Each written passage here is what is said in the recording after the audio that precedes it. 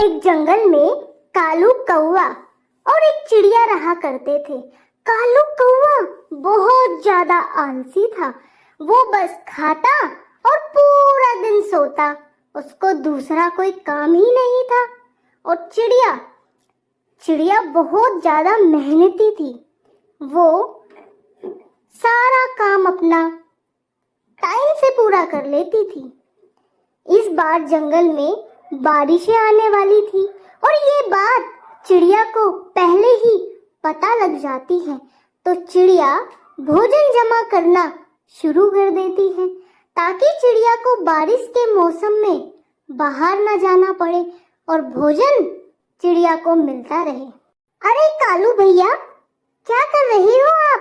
कुछ नहीं चिड़िया, बस टाइम पास कर रहा हूँ। अभी अभी मैंने मस्त मीठे मीठे आम खाए हैं, मजा आ गया मुझे।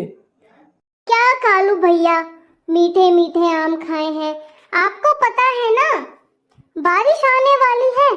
बारिश के लिए अभी से भोजन जमा करना शुरू कर दो, वरना बारिश के मौसम में कहीं से भी भोजन नहीं मिलेगा। जाओ जाओ चिड़िया, तुम, ऐसा कुछ नहीं होता। हम पक्षी हैं, पता है ना तुम्हें, और पक्षियों को थोड़ा सा मौका मिला और वो उड़कर कहीं से भी भोजन ला सकते हैं। कालू कौवा चिड़िया की एक भी बात नहीं मानता है और सो जाता है। चिड़िया बारिशों के लिए भोजन जमा करने में लग जाती है। चिड़िया ढेर सारा भोजन इकट्ठा कर लेती है। एक दिन अचानक जंगल में मौसम खराब हो जाता है, बारिश शुरू हो जाती है और ये बारिश कई दिनों तक लगातार होती है।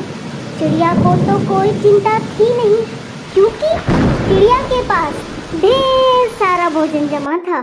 चिड़िया आराम से बारिशों के दिन एंजॉय करती करती निकाल सकती है।